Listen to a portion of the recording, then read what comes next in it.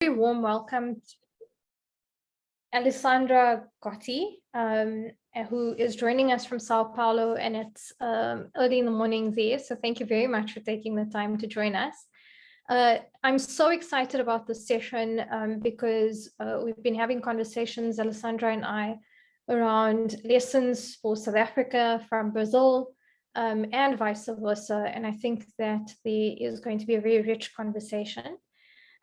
Alessandra is the founder and executive president of the Instituto Articule, the institutional director and partner of a law office, and the effective associate of Todos pela Educação.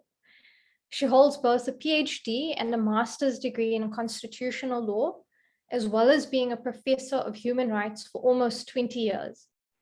She is an advice counselor to the Sao Paulo Court of Justice's Childhood Coordination, acting especially on the issues related to the monitoring of the creation of new places in kindergarten in the city of Sao Paulo, and previously worked as a consultant to both UNESCO and the National Council of Education's Chamber of Primary Education.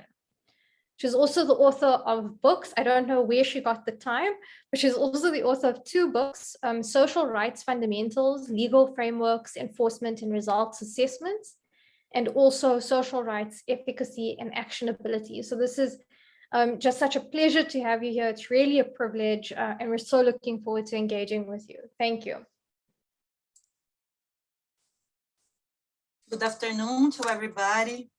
Thanks for having me today at this colloquium of South African Journal on Human Rights. I am very grateful for being here, especially for Nerina's invitation to share the strategies we have taken in Brazil to improve early childhood education. As Nerina mentioned, I am a lawyer. I taught human rights for almost 20 years and got my PhD in constitutional law.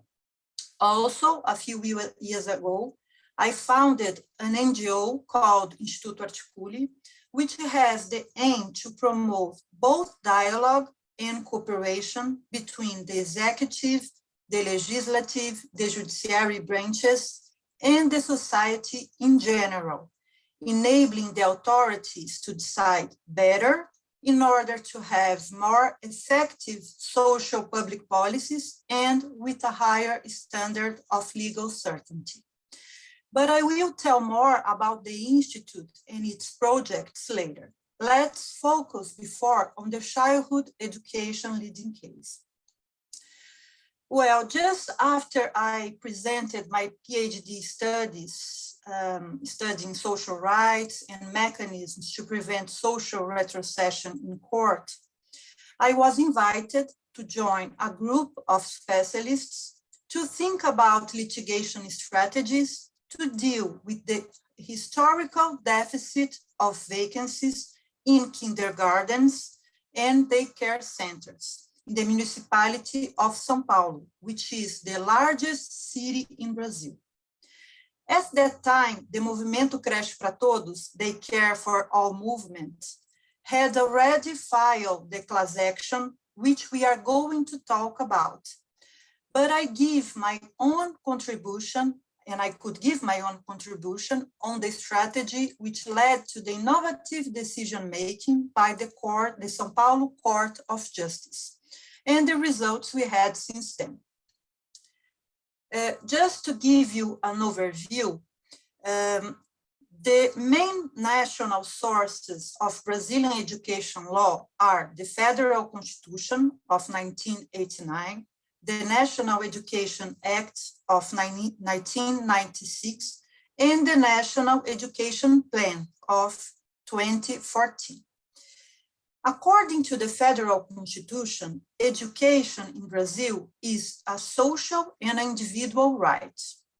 The right to education is compulsory from 4 to 17 years old, and individuals at this stage are not given the option to exercise it or not.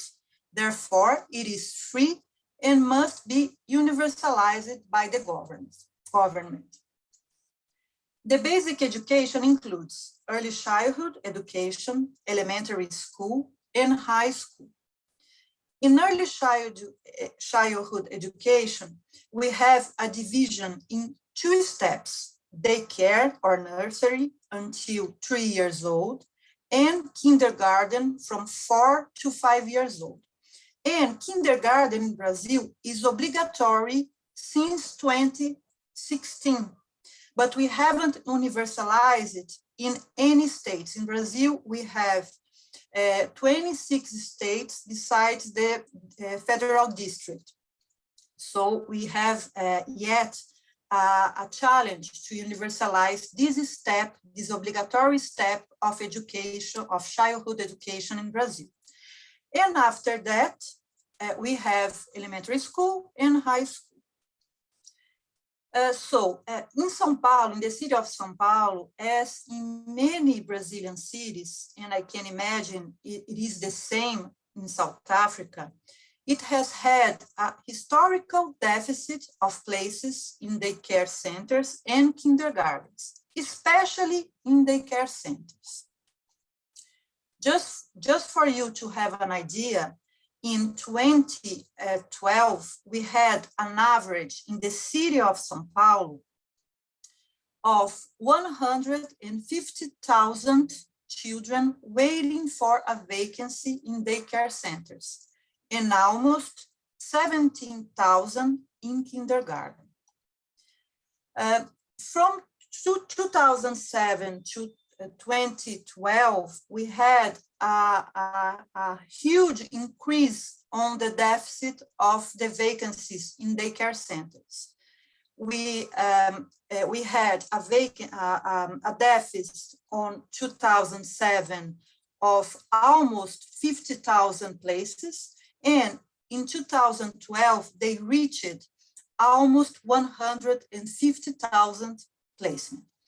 So this increasing lack of vacancies in daycare centers, especially, were due to the mismanagement in the implementation of the right to early childhood education.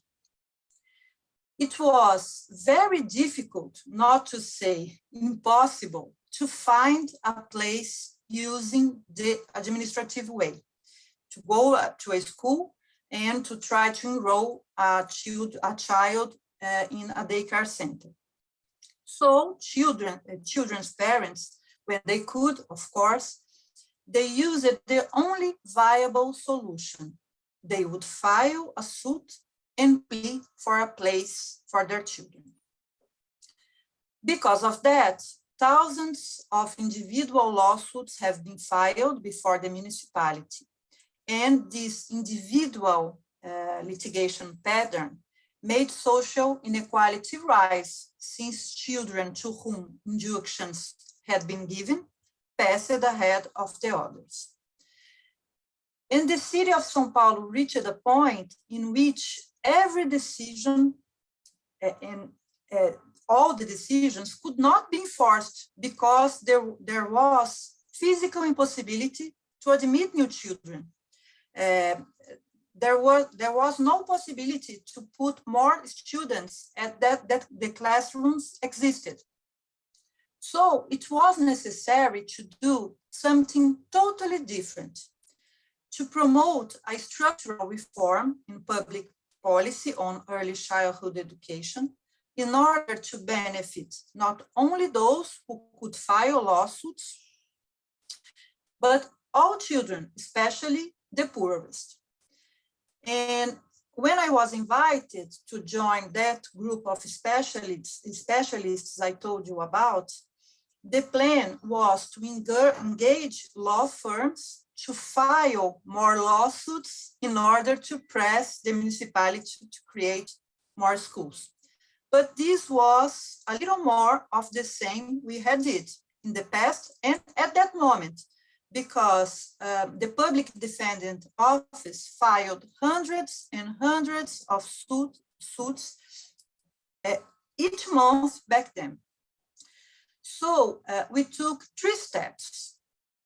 The first step was to create a workforce composed by NGOs, experts, the São Paulo Public Prosecution and Public Defendant Office.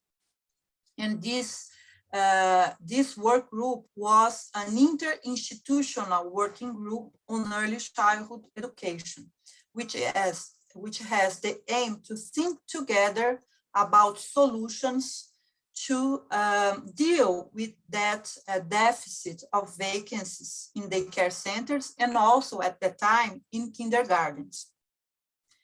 The second new step was to promote a dialogue with the executive branch, the education secretary of the city of São Paulo, about the creation of necessary vacancies.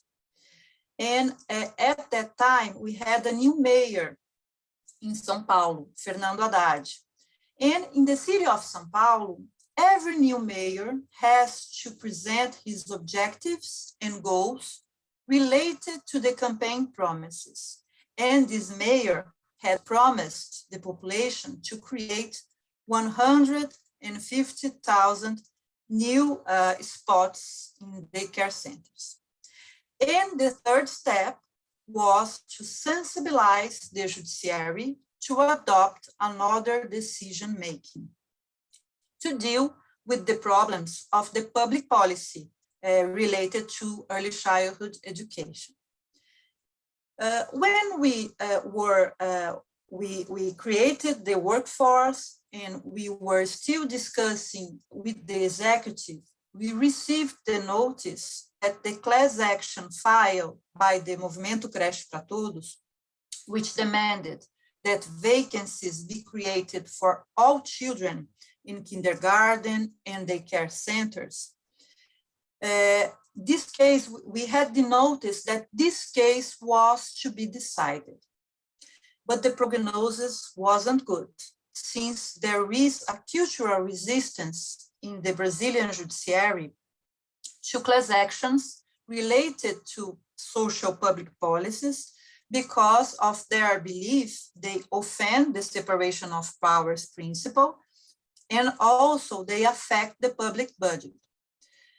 But fortunately, when the case was to be decided, we were lucky that the judge ruling over the case on the court of São Paulo was very open-minded. And through his hand, we could have some innovations in the case. The first innovation was a public hearing. A public hearing was held by the São Paulo Court of Justice, and it was the first public hearing in the history of the court. And I am very glad to know that I have suggested it. And at the time, just the Supreme Court held it public hearings. So it was the first one in the city of São Paulo, in the state of São Paulo. And this public hearing was very important because it brought media visibility to this social problem, and also provided a very qualified space for presentation of information and the discussion of alternatives to create more vacancies. And after the public hearing, we had a 3-month cycle of settlement discussion with the executive branch, but we couldn't reach a consensus. So the Court of Justice had to decide, and an innovative ruling was handed down in that class action filed by Movimento Creche para Todos. The court decided that the municipality had to create between 2014 and 2016, which was the period of the mandate of the new mayor elected. So the municipality had to create at least 150,000 new placements in kindergarten and daycare centers in order to eliminate all the waiting lists, guaranteeing also the quality of the education provided.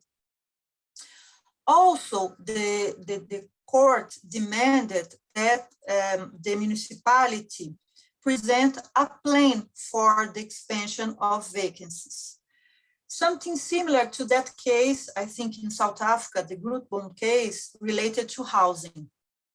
But the most innovative measure was the creation of a governance, a pluri-institutional governance to supervise the creation of vacancies during this period.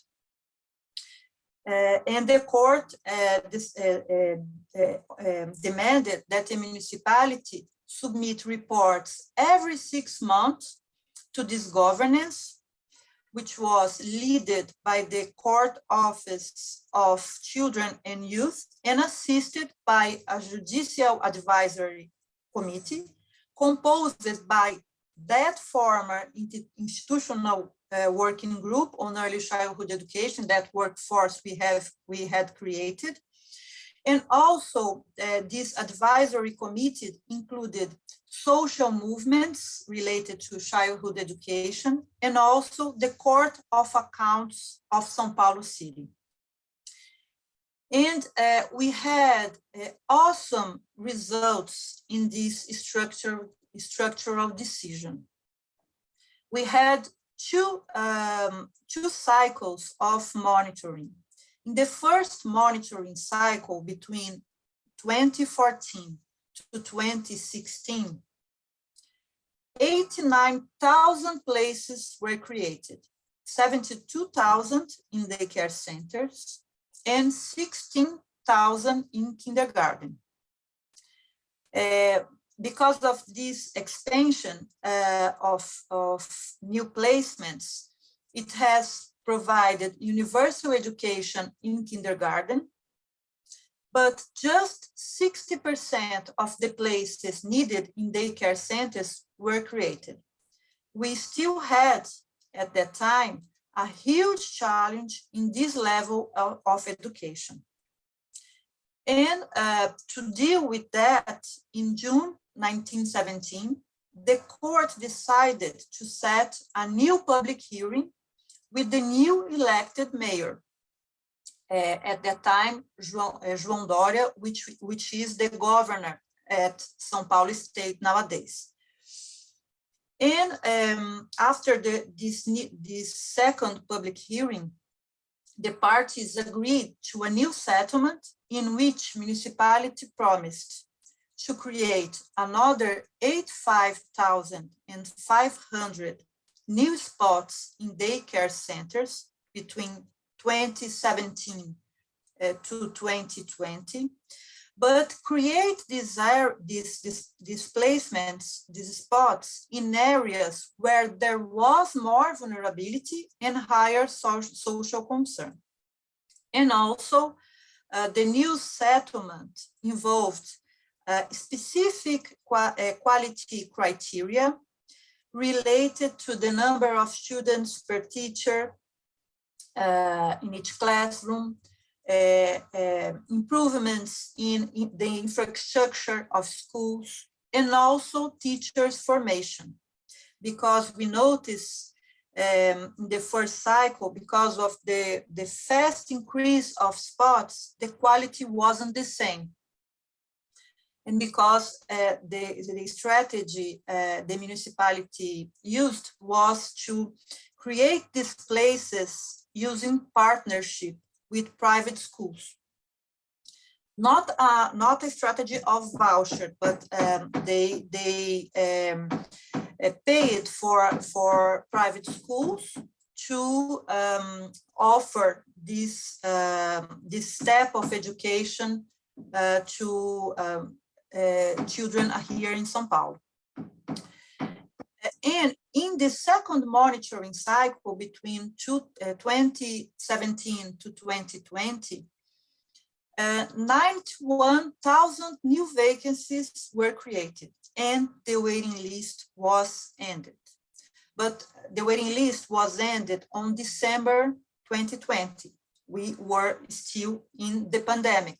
So we really don't know how the waiting list will be with the reopening of schools that begins to occur here in São Paulo. We already know there is now almost 8,000 children waiting for a place in their care center. But it is true that we have improved a lot the increase of vacancies and provide the right to education to small children here in São Paulo because of this leading case. And it is also important to point out other consequences of this case.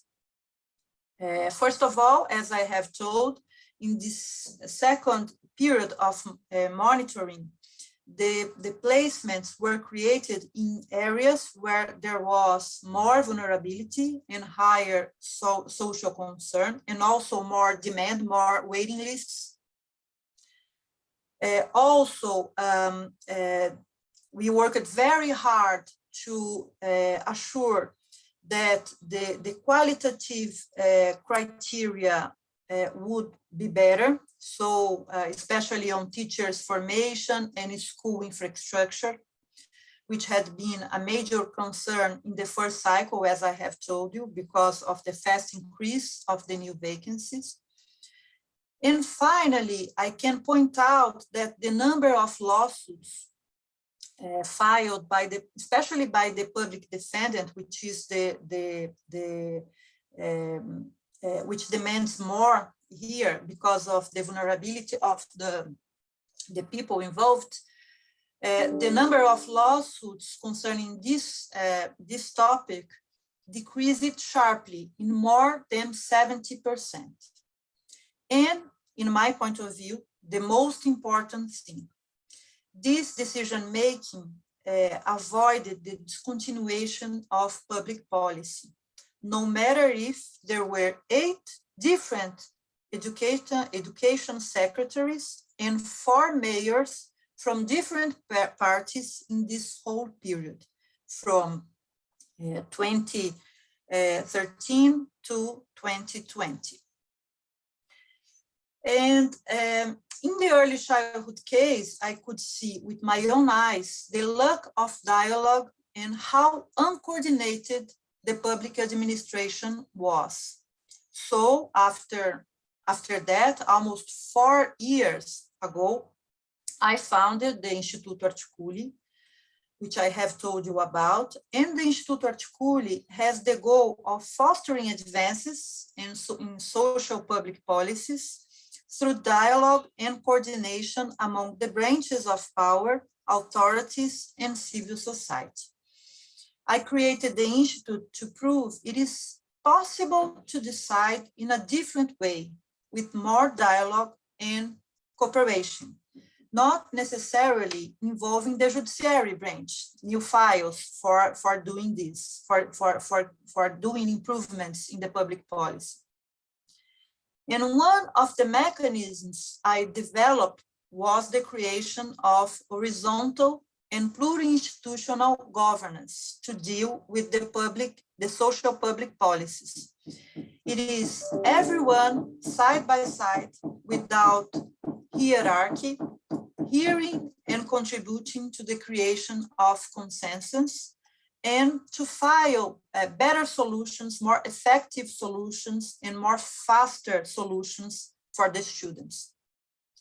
And just to tell you an example, to deal with the effects of the COVID pandemic on education, last year I created cabinets to combat the effects of the pandemic on education. And these cabinets are called GAEPs. And we have now 3 GAEPs in state levels, in the state of Rondônia, Goiás, Mato Grosso do Sul, 1 in a municipal level, in Mogi das Cruzes, on the state of São Paulo, and a national one, GAEP Brasil. And GAEP arose as a proposal to help the public administrator to decide better. It is a collaborative space. We don't have hierarchy between the members, as I have told you. And in this collaborative space, the social and political agents, they can share experiences and point of view, think together about the challenges, but the last word, of course, would still remain in the hands of the public administration. And since our proposal is to create pluri-institutional governances that can broaden the scope of analysis upon public policies, many interlocutors and social agents compose the GAEP. For instance, we have the public prosecution, the public defendant office, the judiciary power, the legislative power, the Court of Accounts, the executive branch, of course, represented by the Health and Education Secretary, the cities associations, teachers unions, the Health Surveillance Agency, and so on. And its results are awesome, and because of the methodology we use. Which is the methodology? First of all, we try to find among all these social agents and institutions, we work in different steps of the public policy to find among them a common agenda to set points of consensus. After that, after creating this common agenda and prioritizing the challenges, we try to create solutions to guarantee more effective public policies and faster results for the students and the scholar community. And all of that is made to increase the legal certainty for the administrator decisions. And I can point out some results we had using this strategy. In GAEP Rondônia, for example, the GAEP gives subsidy to the governor to decide upon the acceleration of the immunization calendar for teachers and school staffs. Also, the state provided for the 52 municipalities of the state of Rondônia all the masks and hand sanitizer necessary to the reopening of schools. And also the reopening of schools was part of the dialogue that we had on GAEP this year. And we could manage that all the 52 municipalities in Brazil reopened the school this year. And I'm sure you know Brazil is the country that maintained the schools closed in the pandemic for more time. So, and we are facing the results of that in drop rates increasing each day. Well, this is what I wanted to share with you, and I really hope these strategies, both through litigation and dialogue coordination, set a spark of inspiration, so then you can make the changes necessary to give children the future they deserve through the education, through education with quality, and with the children to make South Africa reach the wonderful potential it has. Thank you very much. Thank you so much, Alessandra. I'm inspired, I'm motivated, I'm so energized. I'm sure others are as well. We're going to be opening Q&A, but I can't resist asking a question. You speak about the creation of these very flat structures for coordination and engagement. And I'm wondering how you managed to create the flat structure when you have people who have the power, who are in authority, and then you have people who are coming in from below, from the community. How do you actually achieve that? We had, it was very important to make this strategy, to have a cooperation agreement with NGOs, with organisms related to the Court of Accounts. The Court of Accounts were very important in this new